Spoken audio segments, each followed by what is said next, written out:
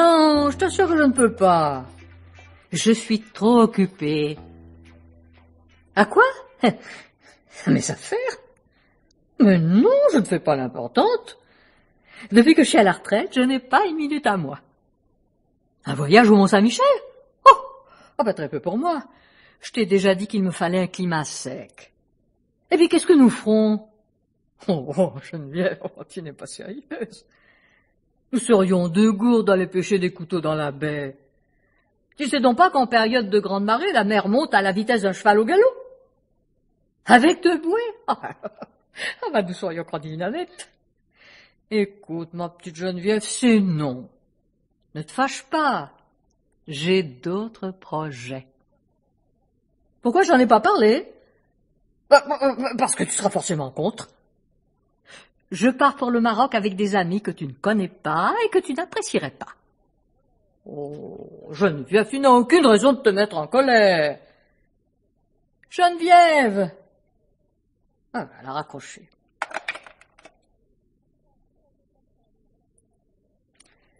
Ça a toujours été comme ça avec Geneviève. Depuis l'école communale en Chamaille. J'étais meilleure en calcul et elle était toujours première en rédaction. Quand elle va savoir que je fais un concours et que si je gagne, on tournera l'histoire que je vais écrire, elle aura une syncope, Geneviève. C'est pas le tout, il faut s'y mettre. Elle se moque toujours de moi quand je lui dis que je vais au puce. N'empêche que c'est au puce que j'ai trouvé ma machine à écrire et que c'est peut-être grâce à elle que je gagnerai le premier prix. Bon, je m'installe. Avec des cigarettes, comme George Sand. J'y passerai toute la nuit s'il le faut, mais demain, je l'enverrai mon texte. Et on verra ce qu'on verra. Déjà, j'aime bien le titre. Allez, je tape. Et puis, ça me fait plaisir de parler de Madame Lorraine et des garçons. Et puis de Mademoiselle Delphine. Tiens, du Maroc. Il faudra que je pense à leur envoyer une carte postale. Je les appellerai demain. Je suis dissipée, c'est fou. J'allume ma cigarette et avant de taper, j'imagine... je commence par... le commencement. Alors, c'était un peu avant l'arrivée d'Antoine et de Delphine. Je cherchais Sophie partout et...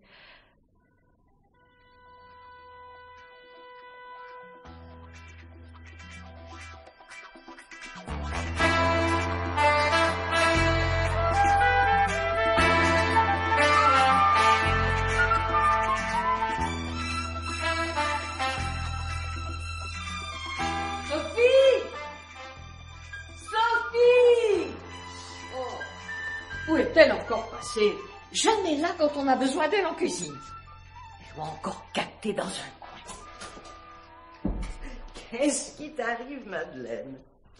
Toujours en train de chercher Sophie? Celle-là, n'en parlez pas, Madame Lorraine. Elle doit encore regarder le laitier dans le blanc des yeux. Elle l'a complètement tourneboulé, le pauvre garçon. Il en oublie de se faire payer le lait. Oh, mais il faut bien que jeunesse se passe. Au fond, c'est une bonne petite. Donne-moi les petits pois, je vais les écosser. Certainement pas, c'est le travail de Sophie. Fais ce que je te dis, donne-les-moi. Bon, tout est prêt? J'ai suivi vos instructions à la lettre. Monsieur Antoine dans la chambre du fond et la demoiselle dans la chambre bleue. Ça n'a pas l'air de te plaire. Il y a quelque chose qui me chiffonne. Vous ne croyez pas qu'ils ont déjà franchi le pas qui mène au lit et qu'ils vont être déçus de ne pas dormir ensemble? Oh, je suis intraitable sur le chapitre des convenances, qui ne sont pas mariés, chacun sa chambre. Pardon, Madame Lorraine, je ne voulais pas vous offusquer. C'est qu'à Paris, ils n'ont pas la même façon de voir les choses que nous. En tout cas, je suis bien contente de le revoir, Monsieur Antoine. Ça a été long, toutes ces années. Oui, très long. Je suis curieuse de rencontrer la jeune dame qui le stabilise.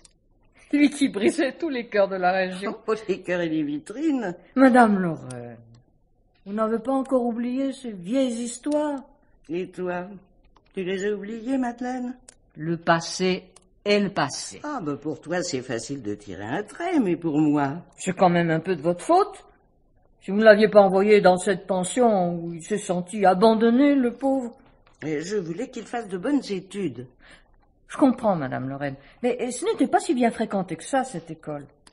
Ce sont ses camarades de l'époque qui l'ont entraîné. Tu trouves toujours une excuse à son comportement. Parce que je l'aime. Oui, tu as même un gros faible pour lui, hein, avoue, plus que pour Paul. Bien oui, je l'avoue. Et tu n'as pas honte? Non, Madame Lorraine, parce que Monsieur Paul, lui, il sait se défendre. C'est pas comme le laitier qui est encore dans les griffes de Sophie. Et pendant ce temps-là, c'est vous qui faites son travail à cette mijaurée. On ronchonne, Madeleine. Bonjour, grand-mère. Qu'est-ce qu'elle t'a encore fait, Sophie? Bon, rien, Monsieur Paul. Tu arrives bientôt aujourd'hui. Eh oui. Madame Lorraine, ça vous embête si je vais la chercher au portail, Sophie? Non, tu en profiteras pour cueillir des fleurs, des roses blanches, s'il te plaît. Oui, Madame Lorraine. Vous prenez ma place, Monsieur Paul, et il ne reste plus grand-chose à écosser. Quel tyran, cette Madeleine. Oh, Monsieur Paul. Ça fera plaisir à Antoine, ces roses blanches. Je l'espère. Ça te fait quoi? De revoir ton frère. Très plaisir. Surtout s'il a changé. Et il a changé s'il vient nous présenter sa fiancée. Je l'espère pour nous, grand-mère.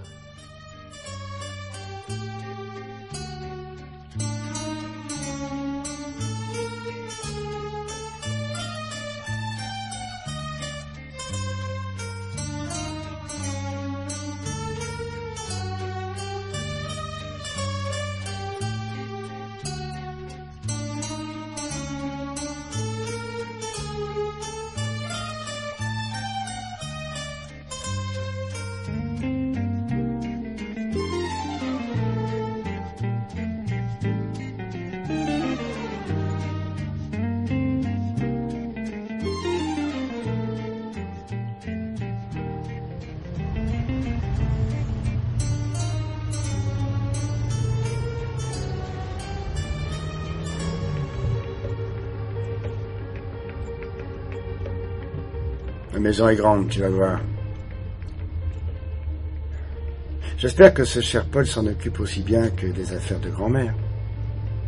Qu'est-ce que tu entends par là? Ouvre les yeux, Delphine. Le gentil Paul, toujours prêt à rendre service. Je pense vraiment qu'il agit par bonté d'âme. Oui, Tu es trop naïf. si tu le dis. Et voilà. Madame est vexée. J'avais l'impression que tu t'entendais bien avec Paul. Ça rime à quoi de le critiquer? Je sais de quoi je parle. Fais-moi confiance.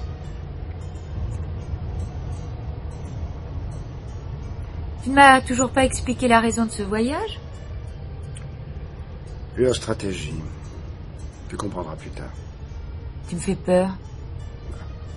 Je t'ai dit d'avoir confiance. Si c'est encore une de tes magouilles, je refuse de m'y associer. Pourquoi tu ris? Ton optimisme me fait plaisir à voir. Tu as des problèmes pour l'échéance, c'est ça? Ça ne te regarde pas. Si, ça me regarde. Tu vas en parler à ta grand-mère et lui emprunter de l'argent. Quel rôle comptes-tu me faire jouer? Aucun. Je ne te demande qu'une seule chose, c'est de faire bonne figure. À quel titre? La petite copine? La fiancée? Ou une amie de la famille? La petite copine qui pourrait bien devenir la fiancée, si elle fait gentiment ce qu'on lui demande. Je ne suis plus une gamine qui dit amen à tout, Antoine. Oh, enlève ta main, s'il te plaît. Je vois, Madame joue les vierges effarouchées. Ah, tel que je connais grand-mère, ça sera on ne peut plus facile. Allez, très vieux jeu. Je suis prêt à parier que nous aurons chacun notre chambre. Ça m'ira très bien. Tu sais que tu es belle quand tu boudes. Antoine, tu pourrais arrêter une minute. Tu ne prends jamais rien au sérieux. Parce que la vie n'est pas sérieuse. On est là, sur cette route, à se parler. Pouf, peut-être que dans 5 minutes, ce sera le grand saut comme mes parents. Tu peux parler de mon optimisme. Un point partout.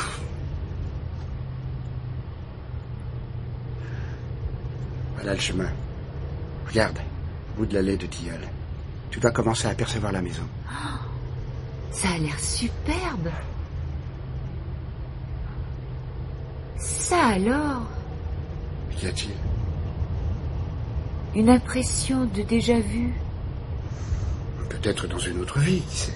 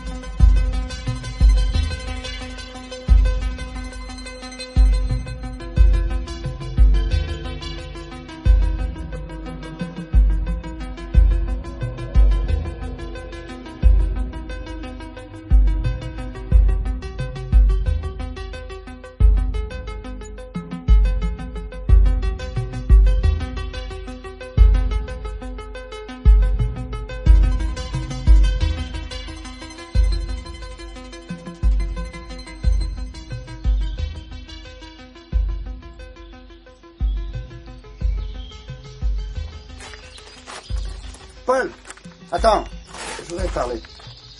Qu'est-ce qu'il y a? On va discuter 2 minutes. Tu n'as pas l'air bien pressé de voir grand-mère. Ça fait longtemps, alors un quart d'heure de plus ou de moins. Comment va-t-elle? Pas terrible. Elle est très fatiguée. Et sinon? Sinon, elle est ravie de te revoir. Tant mieux. Tu as l'air inquiet? Non, non, pas du tout. Si elle m'a fait venir, c'est parce qu'elle veut vendre la maison, c'est ça? Je ne suis au courant de rien. On remarque, ça ne serait pas plus mal. Quoi? Eh bien, de vendre. À son âge, on est à la merci de n'importe quoi. Et pour nous, après, ce sera plus facile. On ne peut pas dire que tu sois aveuglé par tes sentiments, toi. Potentiellement, la propriété est à nous. C'est qu'une question de temps. Peut-être. Mais la décision lui appartient. Grand-mère fera ce qu'elle voudra. Bien sûr. Cela ne nous empêche pas d'en parler entre nous. Et toi qui es dans l'immobilier, tu dois bien savoir combien ça vaut une propriété comme celle-là. 3, 4 unités? Tu as fait tout ce chemin pour toucher ta part d'héritage. Ton nom ne figure peut-être plus sur le testament de grand-mère.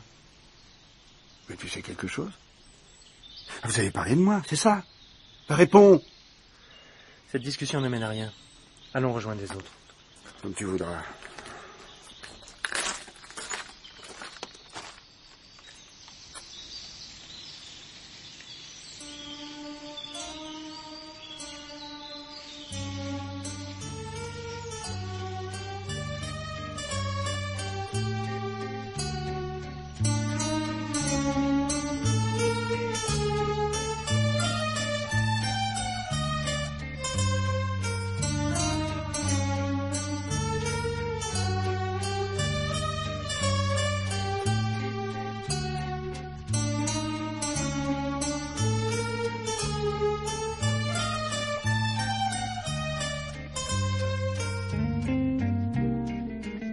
Alors comme ça, tu travailles aux puces. Oui, j'ai pris un stand au marché Biron.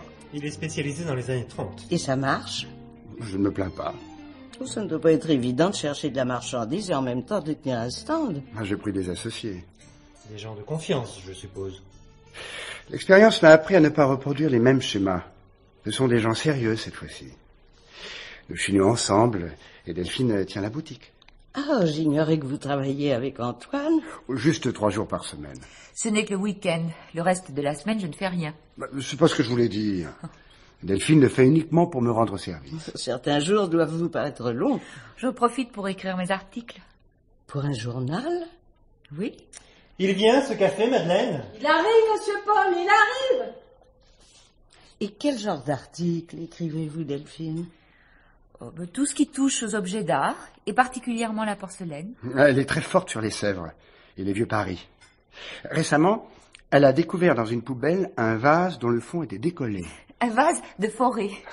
Nous l'avons fait restaurer, il est parti tout de suite. Oh, tu te souviens de ceux qui étaient dans le salon?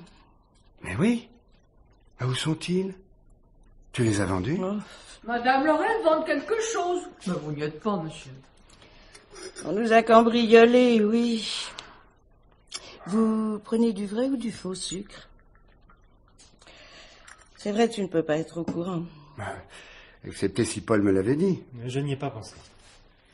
Et ils ne vous ont pris que 2 vases? Oh, hélas, non. Quand je suis rentrée, la maison était dans un état façon dessus dessous. Puis ils ne sont pas trompés. Ils ont emporté ce qui avait le plus de valeur. Et surtout ce qui était le moins encombrant. Les assurances au marché. Ah oui, heureusement. C'est surtout que tous ces objets étaient chargés souvenirs pour Madame Lorraine. Et cela, ça n'a pas de prix. Oh, écoute, à t'entendre, on croirait que je vis accroché au passé. Écoute là, regarde ce que tu fais. Ah ben oui, je renverse partout. Eh bien, va chercher de quoi essuyer. J'y vais, Madame Lorraine, j'y vais. J'ai jamais droit à la parole dans cette maison. Et toi, Madeleine, tu n'étais pas là? Je peux répondre, Madame Lorraine, ou je dois aller à la cuisine? Tu sais bien que tu ne fais que ce qui te plaît. Eh bien, moi qui ne sors jamais, je n'étais point là. Ah, tu as un galant. Monsieur Antoine, à mon âge. Oh.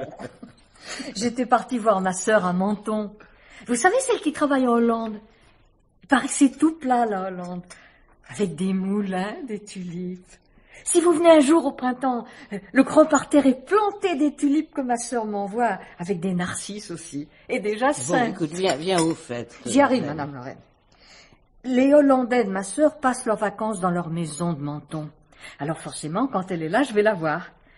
Alors c'était un mardi. C'était pas bien pensé d'ailleurs, puisque tous les mardis, vous allez au cimetière. Oh, ça, ils ont pu prendre leur temps pour faire l'inventaire. Les malfaiteurs étaient bien renseignés, en tout cas. Comment l'aurait-il su? C'est bien la question que je me pose depuis ce fameux jour, monsieur Paul. Sur ce, je retourne à la cuisine. Et ça s'est passé il y a combien de temps? C'était l'été dernier. Tous les objets volés ont dû être revendus à bas prix, je suppose. C'est toujours ce qui m'agace. La plupart des cambrioleurs connaissent rarement la valeur des choses qu'ils emportent. Ah, ce n'était pas le cas. L'inspecteur pensait au contraire que c'était des spécialistes. Pourquoi ris-tu? Je repense à Madeleine. Je suis sûr qu'elle a mené son enquête. Mais tu penses, elle veille sur moi comme une poule sur son poussin seulement. Hein. Ça n'a rien donné. Et l'affaire a été classée? Hélas, oui. Ce que je regrette le plus, c'est un objet sans grande valeur. Laisse-moi deviner. Oh, tu n'as pas pu ne pas remarquer son absence. Ah, le tableau, au-dessus du canapé. C'est ça. Que représentait-il? Ah, la maison au début du siècle.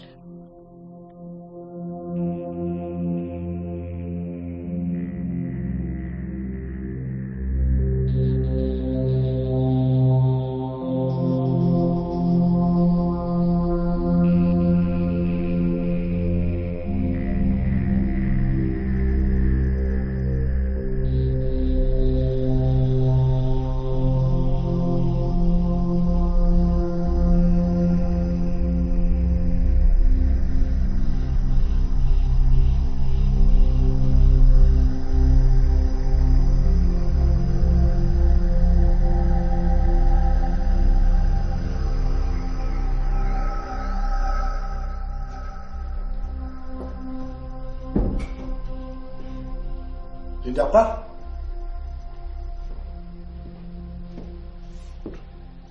Tu ne te sens pas bien? Je t'attendais. On a passé une bonne soirée. Parle pour toi. Ah d'accord, tu fais la gueule parce que je suis pas rentré en même temps que vous. Tu étais en si bonne compagnie. Oui, ça me faisait plaisir de les revoir. C'était qui? Les vieilles connaissances. Qui ont trempé dans des affaires plutôt louches. À qui t'a dit ça? Paul, en me raccompagnant.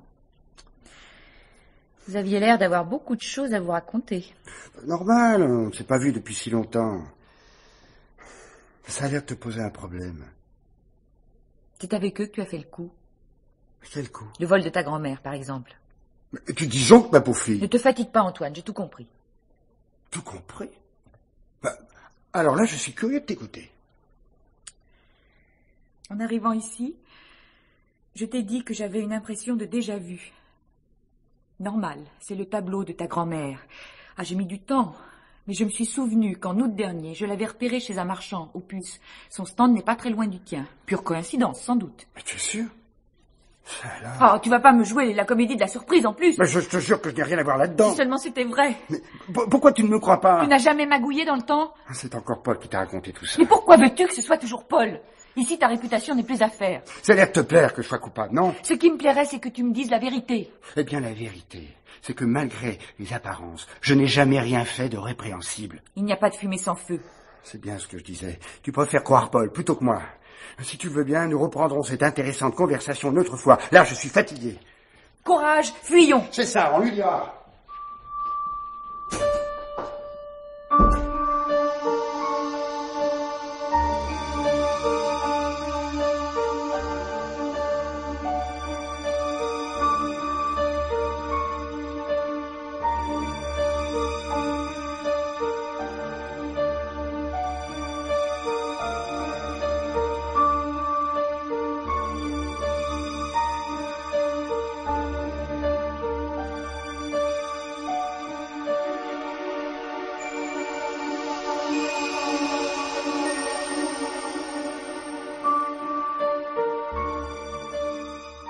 Déjà debout, monsieur Antoine? Je ne pouvais plus dormir. J'ai entendu rentrer cette nuit. Je t'ai réveillé? Non, c'est le rire de votre fiancé qui a attiré mon attention. Depuis le cambriolage, je ne dors que d'un œil. Tenez, je peux même vous dire que monsieur Paul est rentré à 5 heures ce matin. Non, c'était moi. Vous? Mais alors, le rire de mademoiselle Delphine? C'était avec Paul. Il n'a pas voulu frayer avec toute la bande que j'ai retrouvée au Pacha Club. Ils n'ont peut-être pas eu tort. Ah, tu t'y mets aussi, toi? Vous savez bien que je vous aime beaucoup, monsieur Antoine. Et tout ce monde-là n'était pas très net. D'ailleurs, je vais vous faire une confidence. Quand l'affaire du cambriolage a eu lieu, j'étais rudement contente que vous ne soyez pas dans les parages. On vous aurait encore accusé, comme la dernière fois. C'est toujours aussi direct, Madeleine. Vous voudriez pas que je prenne des gants avec vous, que j'ai connu au comptoir à pommes? Vous aimez encore ma confiture de coin? Je n'en ai jamais mangé d'aussi bonne. Ah. Dis-moi, Madeleine, comment trouves-tu grand-mère en ce moment? Fatiguée, mais contente de vous avoir. Je la sens contrariée, surtout. Elle ne s'est jamais remise du choc. Vous n'avez pas vu l'état de la maison quand elle est rentrée? Depuis, ça la travaille. À ce point-là? Ça fait 40 ans que je vis à côté d'elle. Je la connais mieux que personne. Pour vous dire à quel point elle est perturbée, elle... Avant, il faut que vous me juriez un secret. Enfin, Madeleine, quel secret? Et à qui veux-tu que je le répète? On ne sait jamais. Je le jure. Eh bien, Madame Lorraine a fait venir plusieurs fois Maître Poirier à la maison. Qui est ce Maître Poirier? Comment, vous ne savez pas? Son avocat, conseiller, comme elle dit. C'est tout? Eh bien, raconte vite. Vous êtes trop impatient, monsieur Antoine. Vous connaissez pas ce défaut-là. C'est de vivre à Paris qui vous a rendu comme ça. Bon, enfin, cette fois-ci, je vous pardonne. C'est bien bonne, Madeleine. Bon, alors comme ça, Maître Poirier a rendu plusieurs fois visite à grand-mère. Oui, madame me disait que c'était pour des placements. Paraît qu'à son âge, il vaut mieux avoir des liquidités. Je trouve pas ça très prudent d'avoir ces bons porteurs dans le coffre. Mais vous la connaissez, têtue comme elle est, y a rien à lui dire. Enfin, je digresse. Ce que je voulais vous confier, c'est qu'un jour, ils avaient encore plus l'air de comploter que d'habitude. Ne me regardez pas comme ça. J'écoute pas, on pense, c'est ce que vous pensez? Mais non, ma petite Madeleine, je sais que tu es discrète. Sans ça, vous m'auriez vexé. Ce jour-là, donc, le bureau de Madame Lorraine était grand ouvert pendant que je faisais les poussières à côté. Alors forcément, j'ai tout entendu. Madame Lorraine avait décidé de refaire son testament. Vous me suivez? Vaguement. Allons, monsieur Antoine. Ça veut dire que madame est inquiète, très inquiète. Mais de quoi? Je ne suis pas voyante, monsieur Antoine. Je vous rapporte simplement ce que j'ai entendu. Le reste, je sais pas.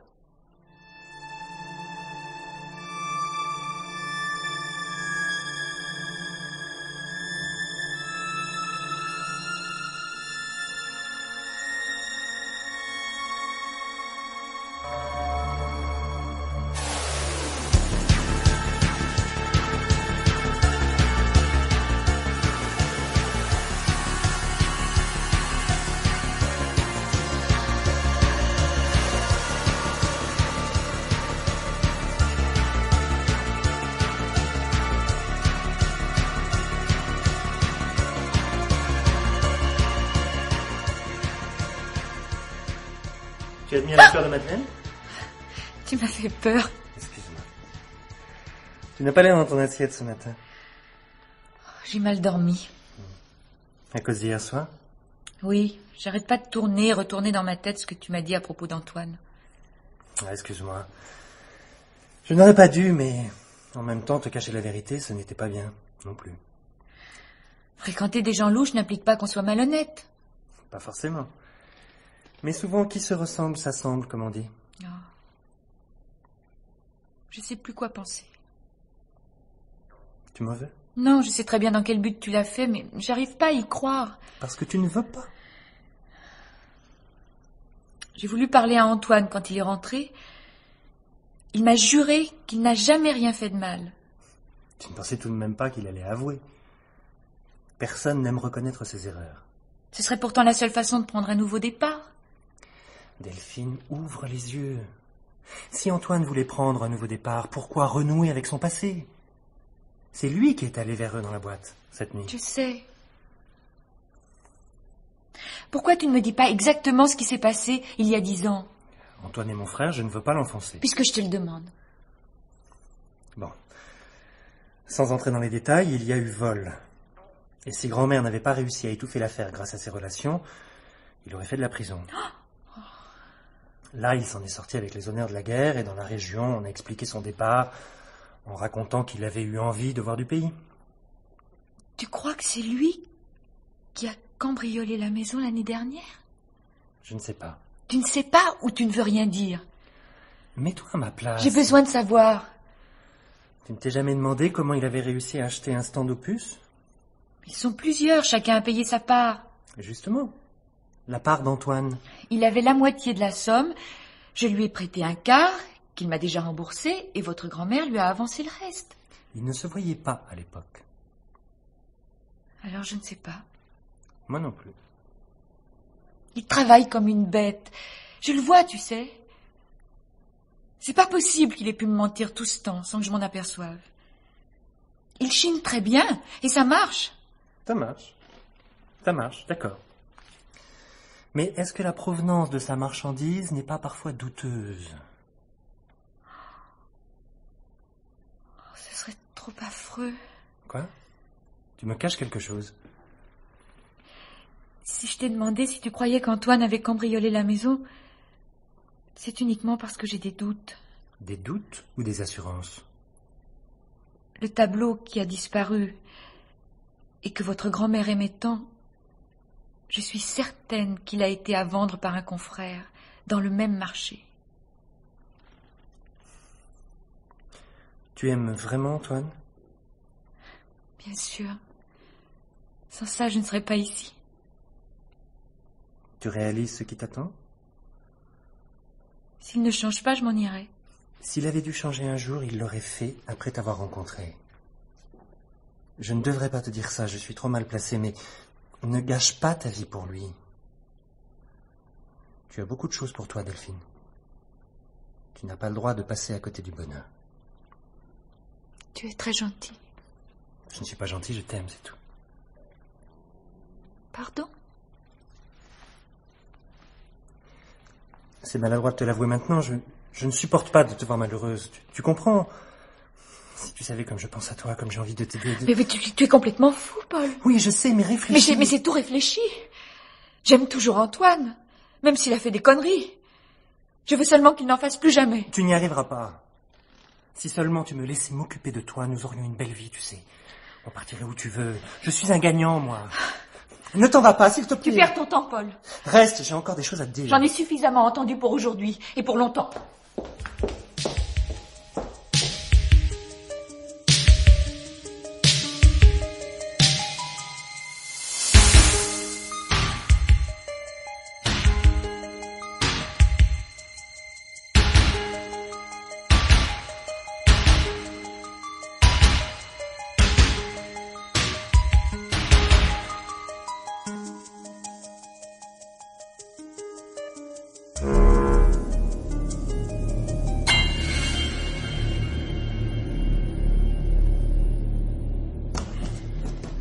Qu'est-ce que tu fais?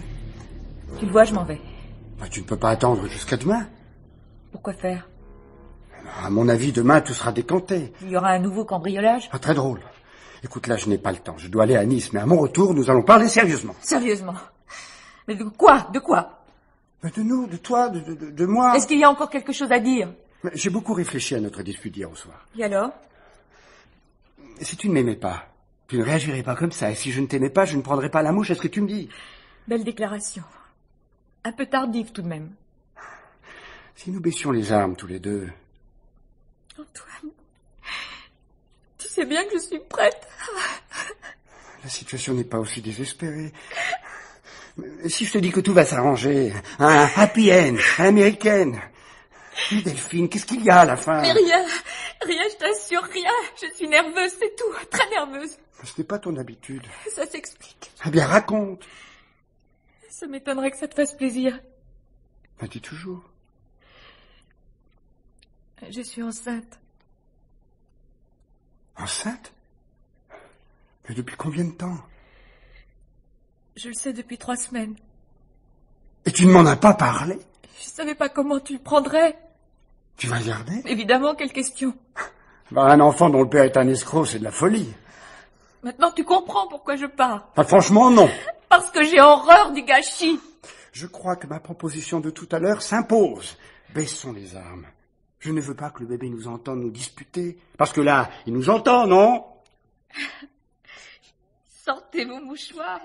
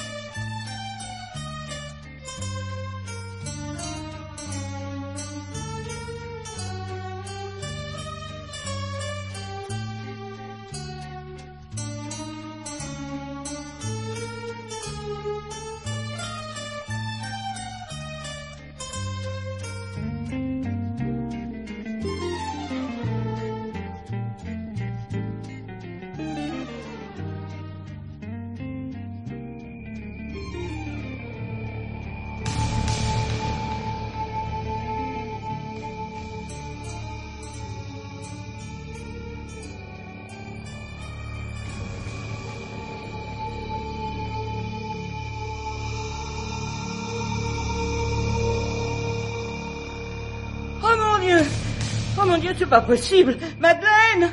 Madeleine! Qu'est-ce qui vous arrive, Madame Lorraine? Oh, mon Dieu! Le coffre. Ça, alors, il nous manquait plus que ça. Vous n'avez rien? Oh, je n'ai pas été agressée. En tout cas, ça vient de se faire. Parce qu'à une demi-heure, je suis entrée dans le bureau pour changer l'eau des fleurs. Et tout était normal.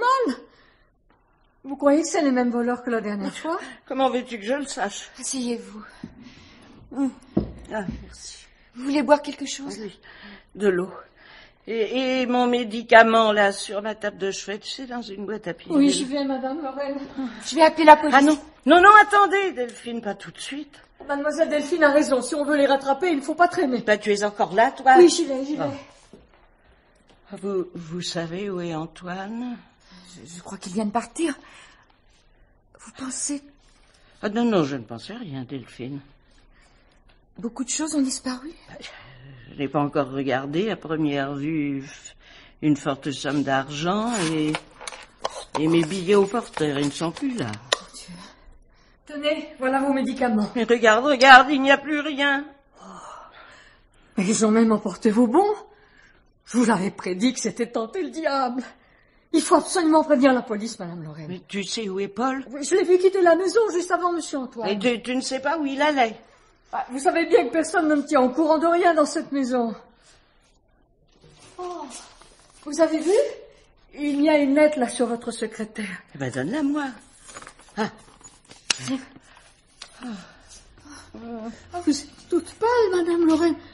Vous n'allez pas vous trouver mal. Non. Madame Lorraine! Oh, on n'a jamais le temps de s'ennuyer ici. Sans vous commander, Mademoiselle Delphine, vous pourriez appeler le docteur, s'il vous plaît. Oh.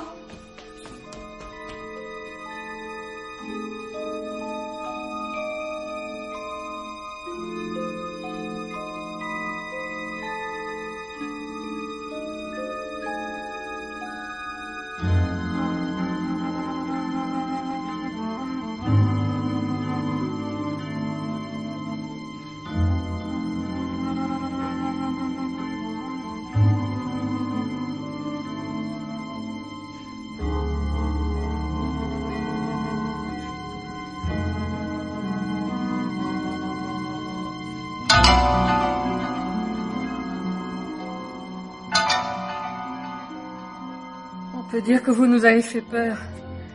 Madame Lorraine, ça va mieux? Mais oui.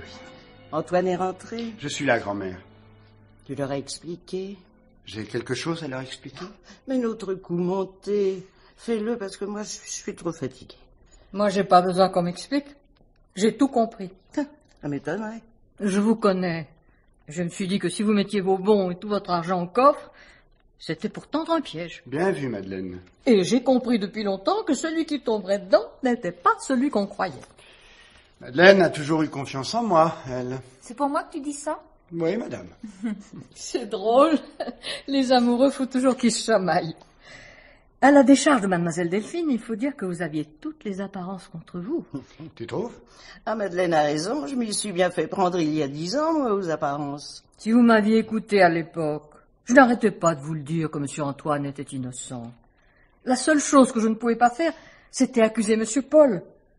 Ça vous aurait fait trop de peine. Eh bien, après 10 ans de retard, je te remercie de m'avoir épargné, mais il aurait mieux valu que nous sachions la vérité à l'époque. Ça nous aurait évité la suite, si tu vois ce que je veux dire. C'est M. Paul qui a fait le cambriolage de la maison? Oui. Il a tout fait pour me le faire endosser. N'est-ce pas, Delphine? C'est vrai. Mais pourquoi a-t-il eu besoin de tout cet argent? Il gagne bien sa vie dans l'immobilier. Grand-mère, tu ne peux pas leur expliquer comment tu as découvert le poteau rose? C'est maître Poirier qui m'a appris que Paul jouait gros à Cannes. Un jour, il a perdu une forte somme et sans m'en avertir a vendu des actions. Là, j'ai commencé à comprendre la situation. J'ai beaucoup réfléchi, j'ai réalisé qu'il n'y avait pas d'âge pour reconnaître ses erreurs. Et après, ça a été tout simple. Il restait à retrouver Antoine. C'est maître Poirier qui vous a aidé? Ah, t'as un mauvais point pour toi, ça, Madeleine. Il suffisait de fouiller dans les affaires de Paul. Même si je faisais semblant de ne pas y prêter attention, je savais très bien que les deux garçons se voyaient à Paris. C'est la première fois que vous me faites une cachotterie. Oui, mais ce n'est peut-être pas la dernière. Eh bien, je vous remercie. Qu'est-ce que tu as décidé pour Paul? Poirier a fait le nécessaire pour qu'il ne touche pas les bons de caisse. Oh, la somme d'argent, est-ce qu'il m'a dérobé auparavant? Eh bien, disons que ce sera son héritage. Vous n'avez pas trop de chagrin, Madame Lorraine? J'ai toujours eu pour principe de ne jamais regarder en arrière, alors je pense à l'avenir. Et il est plutôt souriant, n'est-ce pas, Delphine? Tu l'as dit à grand-mère? Qu'est-ce qu'on me cache encore à moi? Que bien comment? Agatha Christie ne sait pas de quoi on parle? Au fond, peut-être bien que si, Madame Lorraine. Vous allez être arrière-grand-mère, c'est ça? Tu as quelque chose contre? Au contraire, je suis vraiment contente. Vous allez vivre ici, Monsieur Antoine? Ah, c'est à Delphine qu'il faut poser la question. Ce ne serait pas pour me déplaire. Eh bien, ça se fête, ce genre d'événement. Madeleine, tu nous apportes le champagne. Oui, j'y cours, Madame Lorraine.